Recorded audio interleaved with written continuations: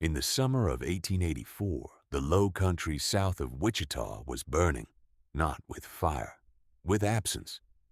The sky had withheld its rain for 11 weeks running, and the land was settling into itself the way a sick horse settles, quietly, without drama, as if it had simply decided to stop. The creeks had drawn back from their banks. The grass had gone the color of old rope. Ponds that had held water through 2 dry summers were showing their clay floors, cracked and wide-edged, and the farmers who worked the bottomland between the Chicaskia and the state road were reckoning privately what they could afford to lose. There was one exception. For most of June and all of July, the lowest parcel in the Crail Basin, 62 acres that had been called unbuyable and unsellable since the county was surveyed, held water.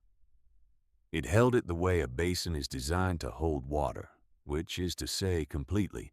The field sat 2 feet below the surrounding grade, bordered on 3 sides by a gradual clay slope, and the spring that fed it was not a spring of the ordinary kind. It ran off an artesian shelf 40 feet down, and it had been running since before there was a Wichita to name the county for. The woman who owned that field was named Nora Vale. She was 27 years old, and she had come to the Crail Basin with little more than a surveying kit, a mule named Chester, and the education her father had pressed into her by patient instruction over 12 years before a fever took him in the spring of 1881. Her father, Emmett Vale, had been a government surveyor for the General Land Office for most of his adult life, running boundary lines in Kansas and Nebraska, and twice in Colorado Territory. And he had taken Nora with him on survey runs beginning when she was 9 years old and willing to carry a rod. He had not done this out of sentiment. He had done it because she was accurate, which was the only quality he respected in survey work, and which he recognized in her the first time she held a plumb line against a fence post and told him without prompting that the post was 3/4 of a degree east of true. He had checked the post with his level. She'd been right. He taught her the transit and the chain. He taught her how to read cut soil for its drainage angle, how to identify artesian pressure through the way clay compacted at the surface in a dry year, how to hold a bearing across broken terrain without losing it at the ridgeline. He taught her the paperwork as well, which was the part most surveyors grudged. The field notes, the plat drawings, the chain calls and monument descriptions that a deed filing required to be legal and defensible. He said more than once that a survey without proper records was a guess dressed up in numbers, and that guesses got people dispossessed. He had died in March of 1881, with his boots on the floor and his field kit packed for a spring run he did not make. Nora had been 24 years old. She had taken the kit and the mule and the contracts he had pending, and completed every one of them to the specification she had been trained to meet. And not one of the 3 land offices that had commissioned that spring's work asked for the corrections that a lesser surveyor's work might have required. She had paid $4.80 at auction the previous October for the 62 acres, after the crowd had done laughing. The laughter had been thorough.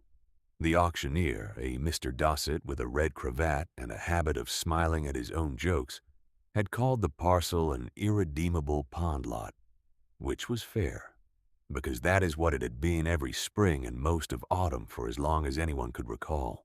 Nora had stood at the back of the gathering with her hands in the pockets of her shawl and let the number settle in her mind.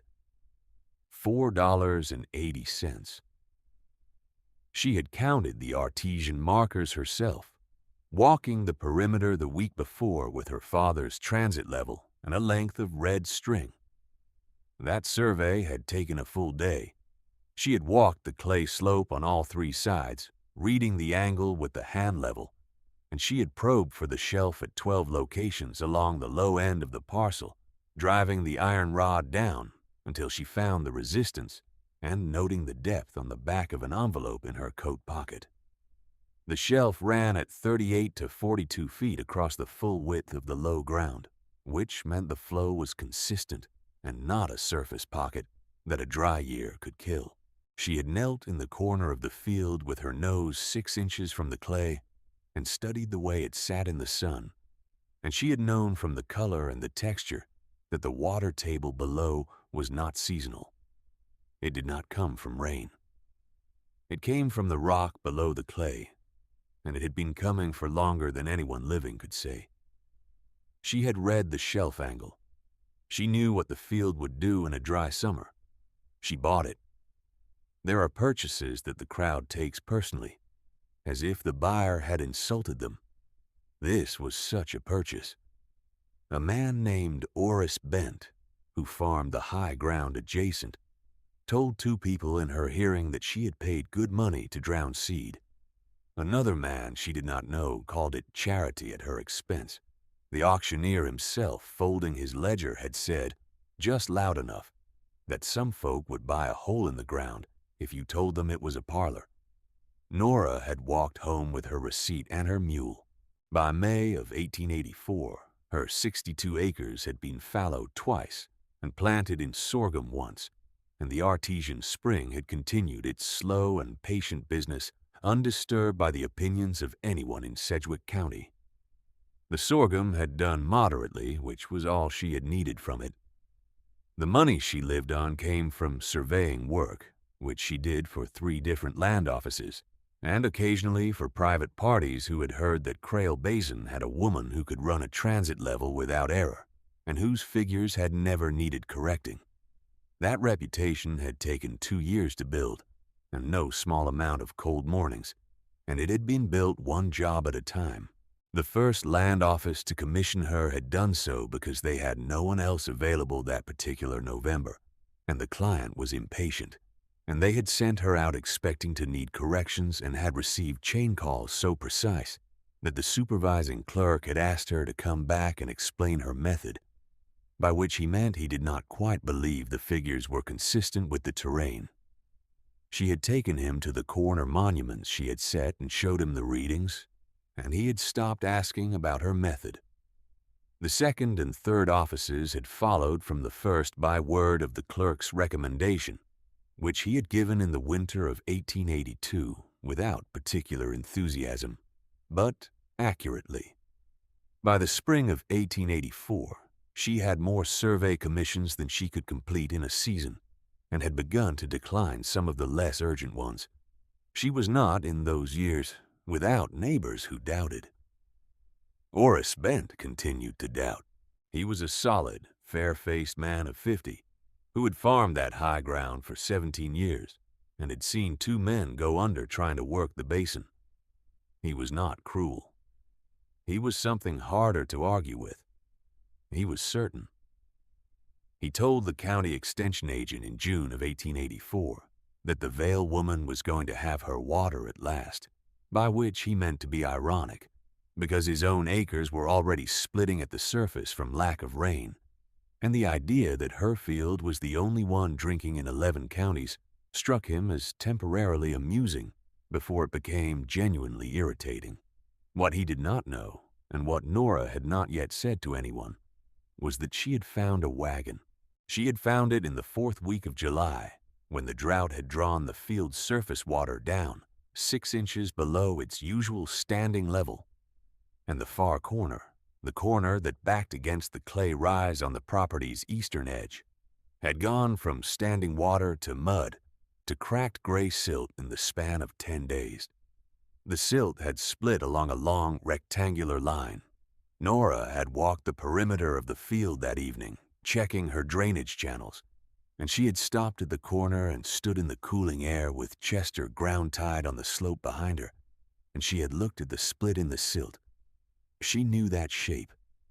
Her father had taught her to read cut land the way another man might read print. He had been a surveyor of the methodical kind, not a guesser, and he had carried in his head a library of what buried things looked like when the earth began to move over them. He had shown her freight car ghosts in Montana and a buried stone foundation in the Indian Territory, and once, memorably, the outline of a drowned corral that a flooding river had swallowed in a single week. and which had been underground for 11 years when he found it. The outline in the silt of the Crail Basin corner was longer than a corral panel and narrower. It had the proportions of a wagon bed. She did not tell anyone that night. She came back the next morning with a probe rod, which was a length of iron she had forged herself in the small shed behind her claim house, and she set it in the ground at the line's edge and felt the resistance 9 inches down. Wood. Hardwood, from the way it received the probe, dense and unmoved, not punky or flaking. She moved the probe 3 feet along the line and found the same resistance at the same depth. She set Chester's picket and came back with a short-handled shovel. What she uncovered in that first session was the top rail of a wagon box. Cottonwood, she thought at first, but when she cleaned a section with the flat of the blade, she revised that judgment. It was white oak. Someone had built this box from white oak, which was not a cheap choice, and the grain was still tight. The wheel hubs she found 2 hours later were iron-tired and intact. The wagon had settled into the clay with everything above the box line gone, the canvas cover and the bows and the seatboards. But the box itself had been sealed across the top with a fitted oak cover, tongue and groove, and the cover had held. That cover was why the crates were still there. She did not know about the crates yet on that first day.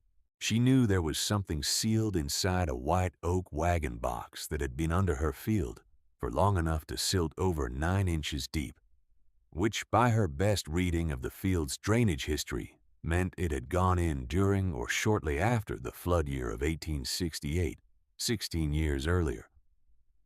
She sat on the clay rise and ate her biscuit and looked at the section of rail she had uncovered, and she thought about what a man carries in a sealed wagon box if he does not want it found.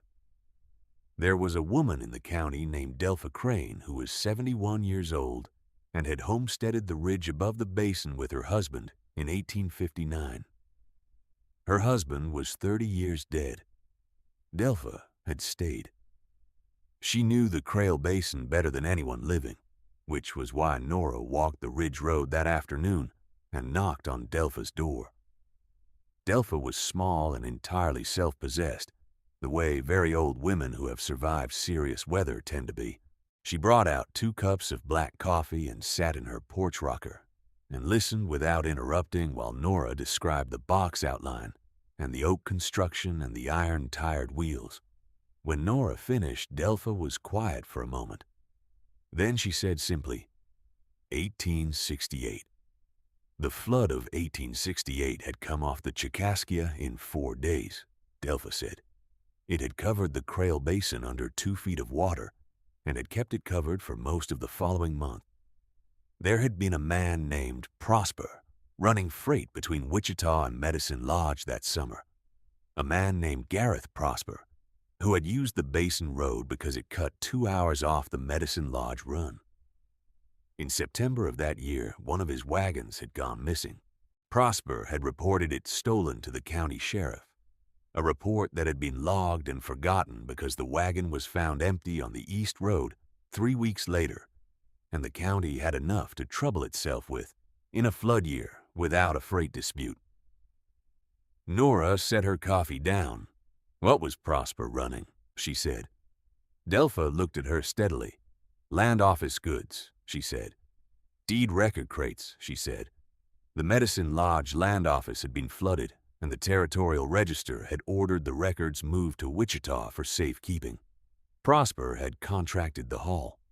The crates had never arrived. Prosper had filed a sworn statement that the wagon had been stolen and the crates taken by unknown persons. The land office had reconstituted what records it could from secondary sources, which meant that a number of homestead filings from the original run of Medicine Lodge claims, filings made in the years 1865 through 1868, existed only in imperfect copies if they existed at all. Several families had lost their original filings. Several claims had been relitigated in the following decade on the basis of disputed titles. Nora said nothing for a long moment. The afternoon light came level across the porch, and the coffee steamed in the 2 cups. "Are any of those families still in the county?" she said. Delpha rocked once. "Most are not," she said. "One is. If you have stayed with us this long, you know what is waiting at the bottom of that clay. Stay close. This story is not finished." The family Delpha named was the Renfrew family.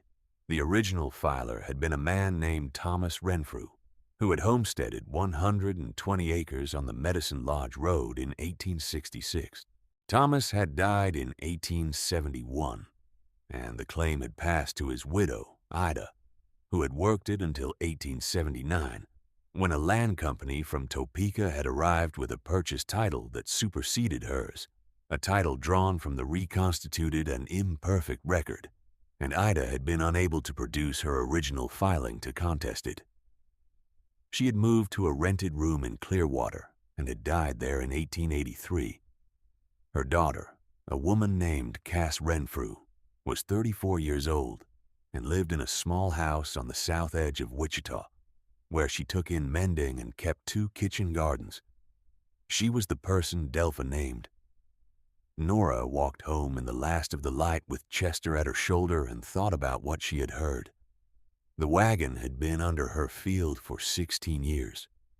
The sealed oak cover had protected what was inside, and somewhere in that sealed box, if Delpha's account was right, was the original deed filing for 120 acres that a land company had taken on the basis of a reconstituted copy. None of this was simple.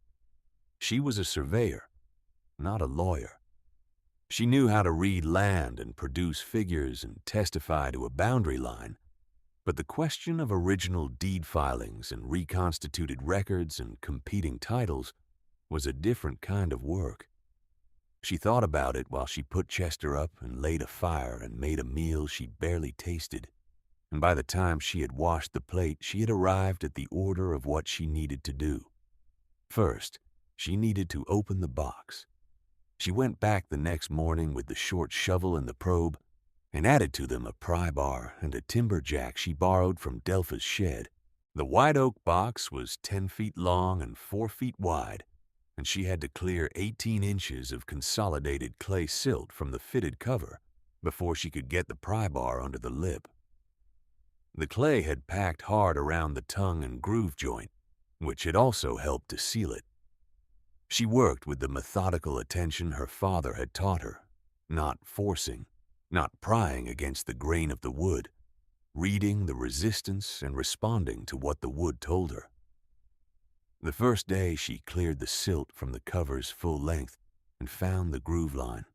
The clay in the groove was packed like mortar, and she spent 2 hours with a rod and a stiff brush working it out section by section, not rushing, because rushing was how you split a piece of fitted wood that had been sitting in wet clay for 16 years and had no give left in it. By the time the light went, she had cleaned 8 feet of the groove and had the pry bar seated at the front lip. The second day, she found the problem. The oak cover had taken on water at some point in its time underground, not enough to rot it through, but enough to swell the tongue in the back quarter where the clay had been wettest.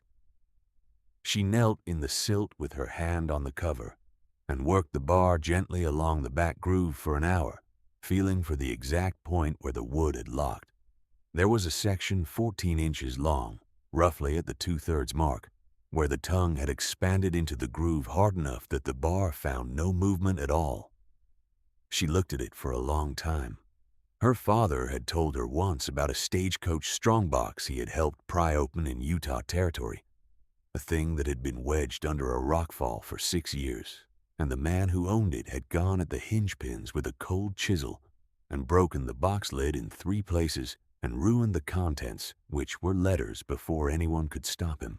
Emmett Vale had watched this and said nothing, because he had not been asked. He had said afterward to Nora, "The thing tells you where it will give. You wait for it to tell you." She waited. She ran the bar along the groove from the front to the swollen section and worked the loose part of the joint open a quarter-inch at a time. And the movement in the loose section put small lateral pressure on the swollen section, which is what she was counting on. By mid-afternoon, the swollen section had shifted 2 finger widths. She stopped and ate her biscuit and waited another hour, and then put the bar in again. The cover came free on the 3rd day, not all at once. The front quarter lifted and then caught on a swollen section of the groove, and she backed off and worked the bar along the line and came back to it, and the swollen section released, and the cover came up in one piece, and she set it against the clay bank and stood in the field sun and looked at what the wagon box had been keeping. There were 6 crates. They were wooden, reinforced at the corners with iron strapping, and they had been wrapped in oilskin before they were loaded. The oilskin was crumbled and brown in places, soft in others, but it had done its work. Nora stood for a full minute looking at the crates before she moved. Then she lifted the nearest one by its rope handle, and it held, and she set it on the bank and cut the oilskin wrapping with her pocket knife. The crate held paper, folded, bound in ribbon, dry. She took one sheet from the top and unfolded it carefully, holding it by the edges. It was a plat drawing, hand-inked, showing a section grid with annotations in a surveyor's clear notation, the kind she recognized immediately. Chain calls, bearing angles, corner monument descriptions. The section number was legible in the lower right. She did not read further. She refolded the sheet, laid it back in the crate, and replaced the cut oilskin as well as she could before she looked at the others. The rope handles on 3 of the 6 crates had rotted through at the knots and needed to be cut away and retied with the cord she kept in her coat pocket. She worked at this steadily, checking each handle before she trusted her weight to it. When all 6 were secure, she retied the crate, carried it to the slope above the field, and covered it with her coat. She went back for the 2nd crate and the 3rd, and she carried them up the bank one by one, until all 6 were above the silt line and covered. Then she sat on the slope with her hands on her knees and thought very carefully about what she was going to do next. The answer she arrived at was a lawyer. There was a man in Wichita named Halford who handled land cases. She had met him twice in the course of surveying work, once when she had been called to testify at a boundary dispute hearing, and once when he had commissioned a survey of his own to settle a client question, and she had found him methodical and unimpressed by drama, which were the qualities she needed. She loaded the 6 crates onto Chester's panniers the following morning, 2 per side and 2 roped on top of the pair on the left, balanced against the weight differential with a bag of grain she did not otherwise need. She covered the load with a canvas sheet and walked into Wichita in the early morning before the heat built. Halford's office was above a dry goods store on Douglas Avenue. He was a thin man of 55 with half-moon spectacles and the habit of listening with his eyes closed, which Nora had initially found off-putting until she understood that it was his method of attention. He opened them when she finished speaking and looked at the crates she had set against the wall of his office, all 6 of them stacked in pairs, the cut oilskin still tucked around the rope handles. He asked her to describe the location again, which she did, including the depth of silt, the artesian drainage history, and the date she had found the outline. He asked her to describe the wagon construction. She told him about the white oak box, the tongue and groove cover, the iron-tired wheels.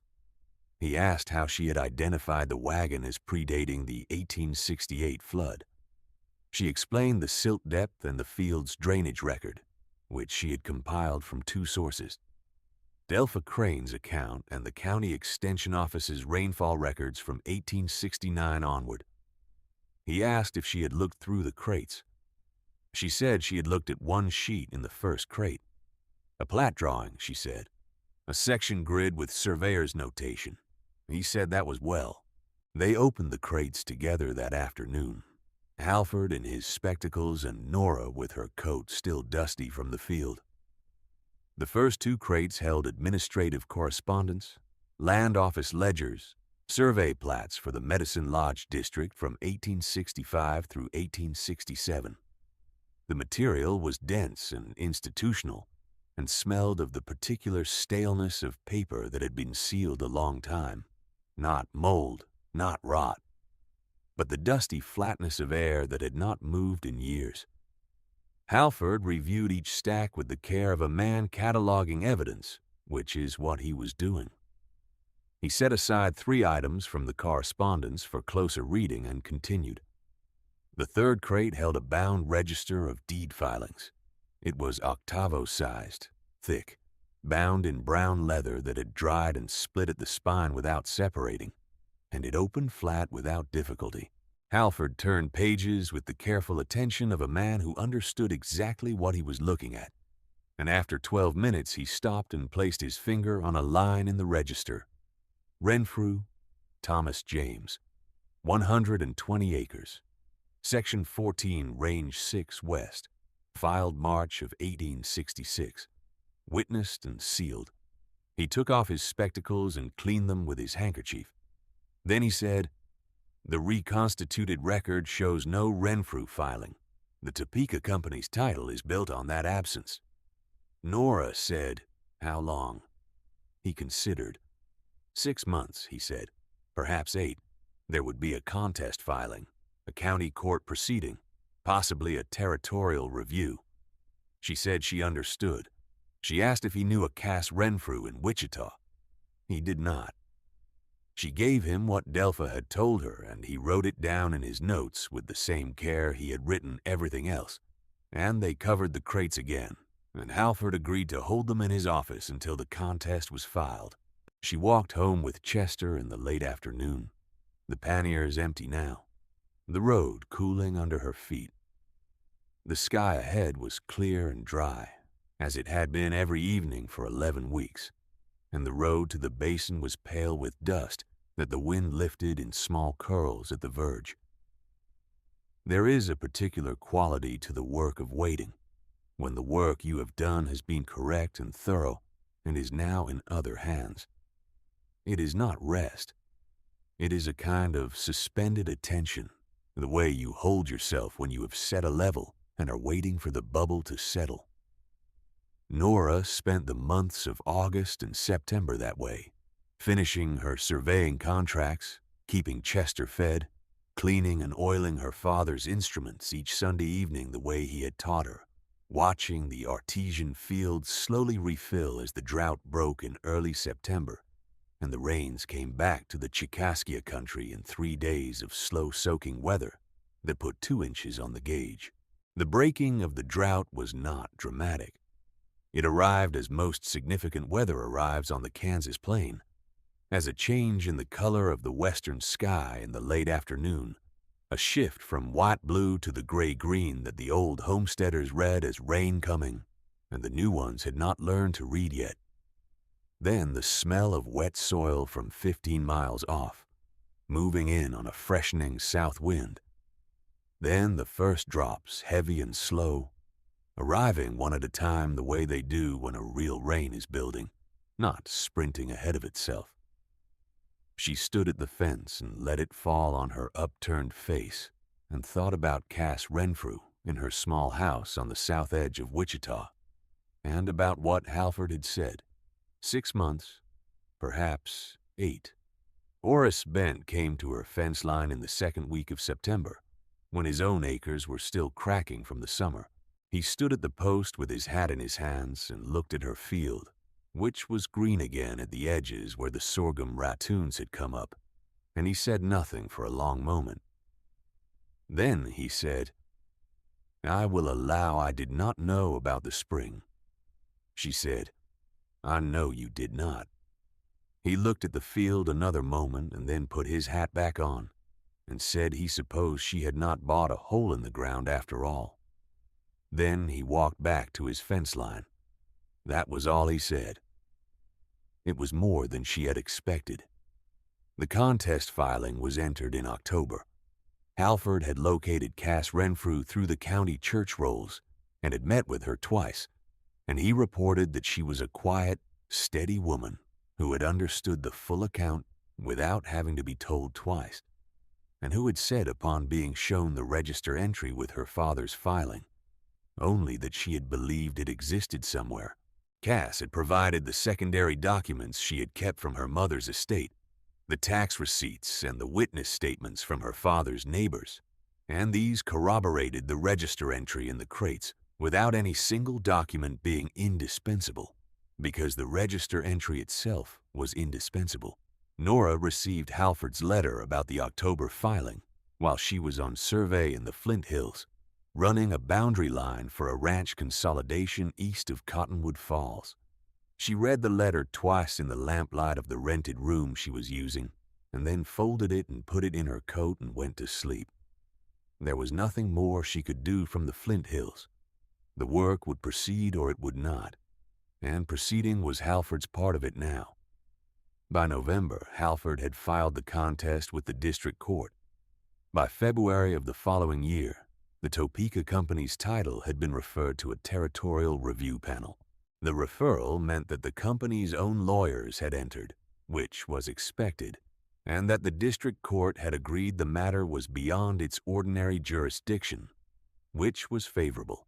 The panel convened in March of 1885 in a rented room above the land office in Wichita, and Halford wrote to say that the recovered register had been entered as the primary exhibit and received without objection as to its authenticity, which the recovered plat drawings and the land office ledgers from the first two crates had corroborated by cross-reference.